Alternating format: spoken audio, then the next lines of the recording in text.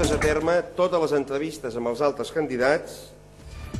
demà proposaré a l'executiva nacional d'Esquerra Republicana un govern d'entesa amb el PSC i Iniciativa, és a dir, una nova oportunitat per aplicar polítiques serenes, constructives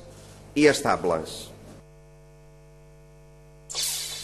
La cohesió social és fonamental per a la cohesió nacional i pel desplegament cultural que aquest país té pendent.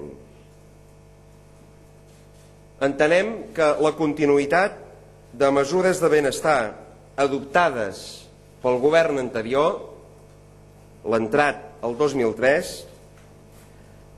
la continuïtat d'aquestes mesures és imprescindible perquè la qualitat de vida dels catalans i les catalanes formi part inseparablement de la nostra identitat nacional com a poble